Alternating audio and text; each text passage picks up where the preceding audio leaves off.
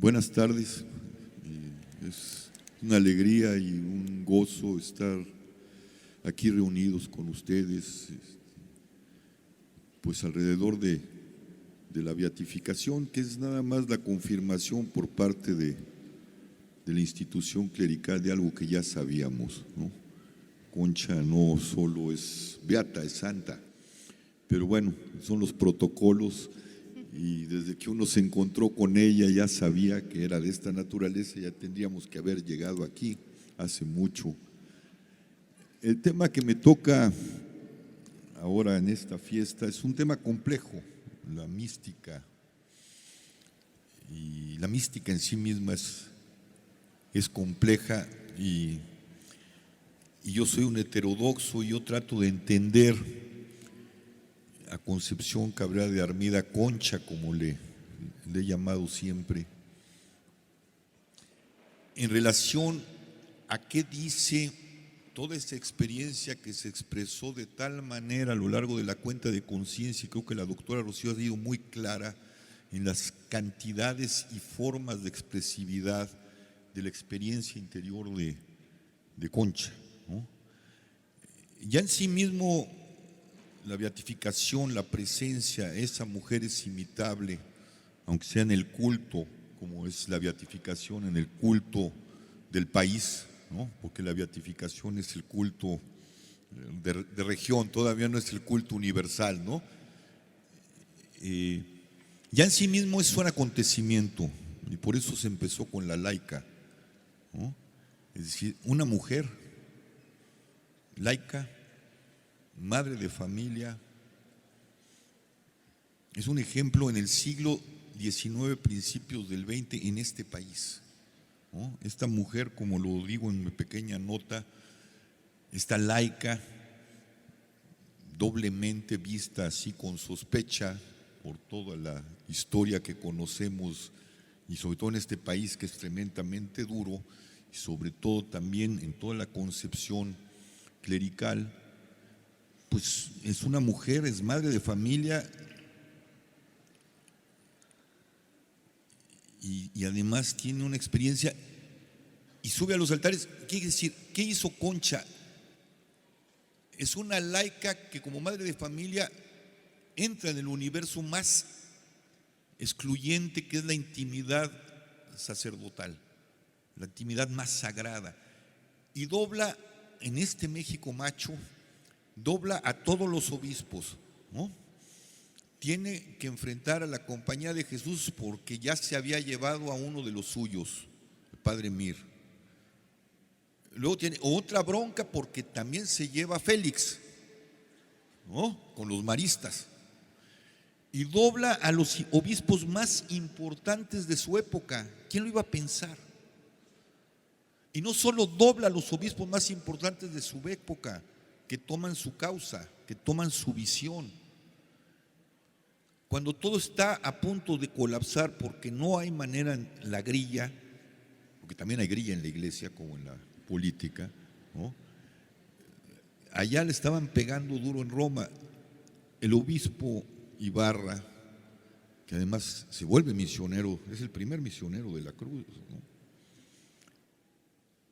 Va y dice y habla, y entonces cuando dice, el problema es la señora, espérenme, y se trae a Concha y la pone frente al Papa. Y lo que no habían podido lograr los obispos, la señora en menos de 10 minutos dobla al Papa y las obras de la cruz se vuelven posibles. Ya eran posibles.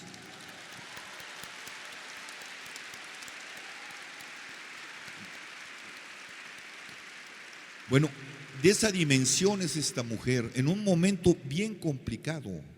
Ahorita estamos en la emergencia feminista y ahí están y…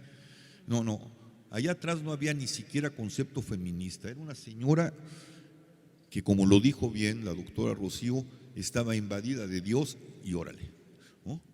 Y los dobló a todos, y aquí estamos como un ejemplo justamente en la era de la emergencia de la mujer, en la era de la emergencia del laico. Ahí está, como un gran ejemplo, pero esa es la parte más ejemplar. Voy a la mística, y la mística se vuelve complicada. Y yo trato de leer a esta mística que se expresó de determinada forma, qué le dice más allá de lo que ya ha dicho al hombre y la mujer actuales, en este caos donde ya no hay nada claro, ¿no? En este gran parteaguas civilizatorio, en esta crisis civilizatoria que estamos enfrentando. Y parto de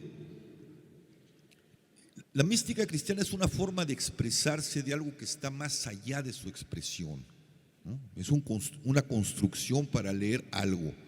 Y los místicos siempre son problemáticos, son seres de frontera, no están dentro de la ortodoxia y luego les cuesta mucho trabajo a la ortodoxia encontrarles su nicho dentro de la iglesia, ¿no? Hay místicos que todavía están ahí en las fronteras y siguen siendo problemáticos. Hablo de una mujer que se llama Simone Weil, sigue siendo un problema para los judíos y para los cristianos, todavía no le encuentran su nicho, pero a San Juan, a casi todos los místicos, a la propia Santa Teresita, les ha costado mucho trabajo encontrarles su lugar porque se mueven en franjas muy complejas, en franjas que no son doctrinales, pero que necesitan una expresión. Misticismo viene de la palabra mio, que quiere decir cerrar, cerrarse en el misterio. Y el misterio es algo que no es revelado, que es oculto.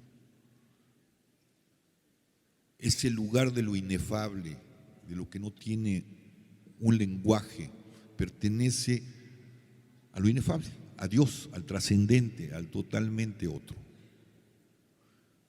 Los místicos de repente entran allí, a ese umbral, extrañamente, la gracia, que quiere decir gratuidad. ¿Quién sabe por qué hay ciertos seres que entran en una intimidad que trasciende la lógica y el discurso que conocemos? Concha tiene, y ya nos dio varias referencias acá, una relación de esa naturaleza, un toque directo con el misterio. Y ese misterio le habla, ella traduce a su lenguaje y al lenguaje, pero el asunto no es que esté hablándole así como nos hablamos, es una experiencia de orden interior. ¿Cuál es la mejor expresión de esa experiencia? Pues es el amor. ¿Pero qué es el amor? Es una experiencia. Definirlo, como dirían los místicos, todo lo que podamos decir sobre el amor, como todo lo que podamos decir sobre Dios, no es Dios. Dios y el amor siempre es más allá de. Bueno, ella siente eso y lo expresa, como ya lo planteó muy bien la doctora, a través del temperamento suyo. Una mujer apasionada, una gran mujer muy apasionada. Yo siempre la he comparado con las grandes amantes del siglo XIX, como Camille Claudel o como la Hugo, nada más que pues ella no estaba enamorada nada más de un señor, estaba enamorada y estaba en relaciones con el totalmente otro. Y ella lo expresa desde la emocionalidad, desde la pasión que es esta mujer, porque es pura pasión, es puro fuego, y con el lenguaje que le permite su época. Frente a lo inefable, uno tiene que decir lo que tu época te puede dar. Esa época está demasiado centrada en la cruz y por eso a veces Concha es problemática, ¿no? A veces se le ha acusado de dolorismo, etcétera, etcétera, como si la cruz fuera el fenómeno y no sea algo que acompañaba lo verdaderamente importante que ella está mirando, porque así lo siente. Pero entonces ella está enamorada, hay un gran amor y lo siente fuerte y también lo siente por su marido y como lo dijo, tengo pegajoso el corazón, soy una mujer pegajosa, y luego dice otra cosa, a mí me encanta lo materialote. ¿Qué quiere decir? Que se expresa, le daba a Pancho 20,000 regalos el día de su cumpleaños, o sea, ella se expresa en bulto. Si nos vamos a querer, nos vamos a querer y te voy a decir cómo me expreso. Y entonces, como el tema es la cruz, en el lenguaje de su época, en la espiritualidad de su época, un tema largo que viene desde el siglo XVII, XVI, desde la Revolución Francesa y la Ilustración, un tema que no vale la pena tocar acá. Bueno, pero ese es el tema, esa es la temperatura. Y la cruz es molesta si la ves así, como en el siglo XIX, es desagradable. Yo siempre creo que la cruz no es el tema, es el amor. Pero bueno, eso es lo que captura Concha. Pero el tema, el lenguaje de su época habla de la cruz.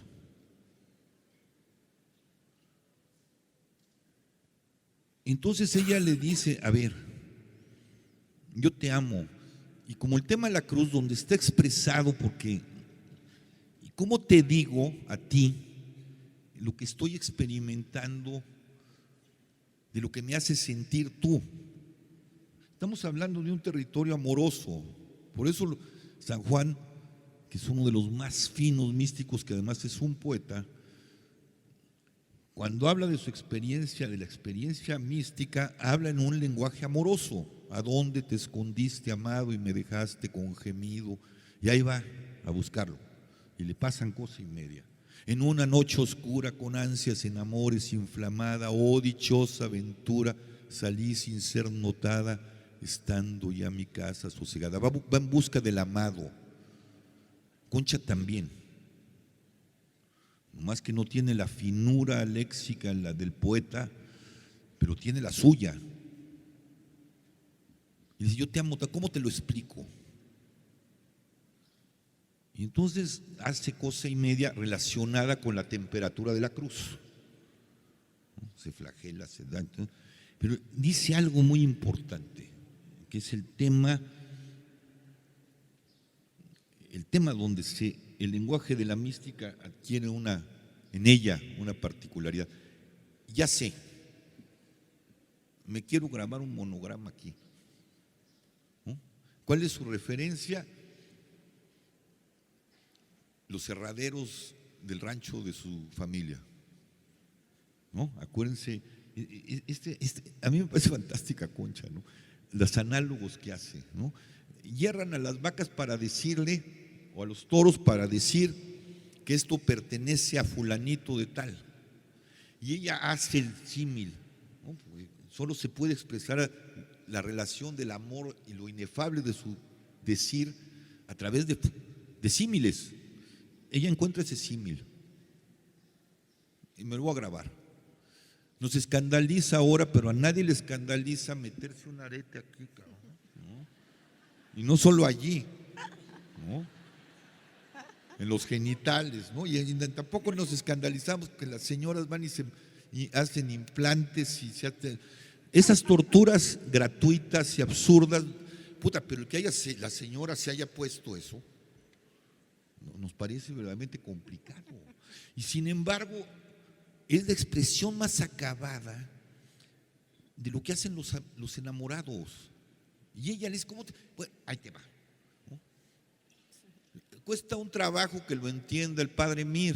No, espérate, ahorita no. Y hay muchos casos, no nomás Concha hace ese tipo de cosas, hay muchos casos. Lo que pasa es que esta la conocemos porque es casi pública, ¿no? Bueno, es pública. Y total, lo convence al padre Mir y ahí va.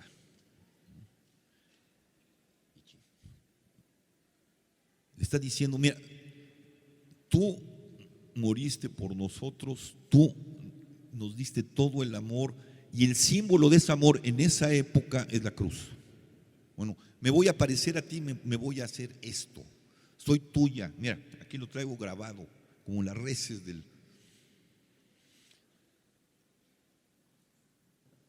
Está, como decía el gran intérprete de la mística de Concha, el padre Juan Gutiérrez, que creo que esto también se lo debemos, esta beatificación se lo debemos a Juan, que ya se fue, ¿no?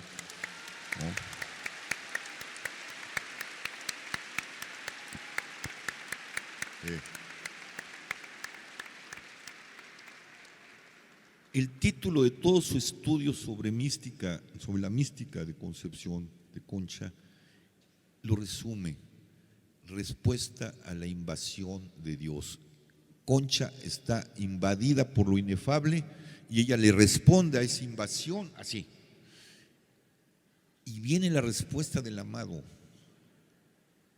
unos 4 días después, si no me equivoco, ¿no? En la iglesia de la Compañía en San Luis, que es la visión que se le va haciendo por fragmentos a lo largo de los días, que es la visión del apostolado de la cruz. Y esa visión, aunque tenga en el centro a la cruz, es la visión trinitaria. Y el centro de la Trinidad, como el centro de la cruz, es el amor. Por eso está el corazón allí, en el centro de la cruz. Lo que está diciendo Concha a través de todo este lenguaje que le presta su época es: el tema se llama el amor. Se puede expresar de muchas cosas, pero el amor es no darle la espalda a lo que se ha amado, sea como sea. Y ese amor tiene que ver con la proximidad. El amor de la Trinidad es el amor de la relacionalidad. No hay amor sin relacionalidad. Y creo que eso es lo que entiende Concha. No le alcanza su lenguaje para decirnos de qué dimensión es eso. Y todavía nos va a tardar muchos siglos y no vamos a acabar de entenderlo. ¿Qué quiere decir esa revelación con la que Dios le responde a su acto amoroso de decir: soy tuya? Esa cosa que siempre lo que tenemos, por mejores pintores que sean, nunca dan cuenta de lo que es eso. Hay que leerla a ella, hay que leer lo que está, y verdaderamente es intraducible. Bueno, ¿qué dice eso? Ahí está concentrada todo lo que va a ser la expresión y la sonoridad de Concha en muchos niveles: corporal, con la iglesia, con su lenguaje que no se toma en serio, con su lenguaje coloquial, con su lenguaje amoroso. Hay páginas verdaderamente, sobre todo en la intimidad, ya en esa intimidad donde ella se habla de tú por tú, que deberían de estar en las páginas de antologías de la poesía amorosa. Es verdaderamente, llega, sí, su gama de expresividad es muy amplia. Pero ¿qué quiere decir? Es el amor, no es la cruz. El problema es que esa época le puso demasiado énfasis a esa cosa. La cruz no importa. Importa qué hizo en la cruz. Yo la otra que estaba oyendo el jueves, cada vez que oigo de la cruz me empiezan a, ahora sí que me molesta sobremanera. No es el tema la cruz, eso nos lleva al dolorismo. Digamos que el Cristo se encuentra con la cruz, como todos nos encontramos con alguna cosa terrible en nuestras vidas. ¿Qué haces con lo terrible? Ese es el tema. Y lo que hizo Jesús en la cruz fue no devolver un gramo de odio, fue abrazar todo. Eso no es la cruz, eso es el amor. Y eso es lo que entendió Concha. Y tenemos que empezarla a leer desde allí y desde la relacionalidad de la Trinidad, que es relacionalidad entre nosotros, donde 2 o 3 están reunidos en mi nombre, allí estoy yo. Esa es la Trinidad. Y esa es Concha, expresada de 1000 maneras. Y esa es la mujer, y esa es la laica. Y gracias a que es mujer, pudo expresarse como se expresó. Eso no lo sabemos los hombres.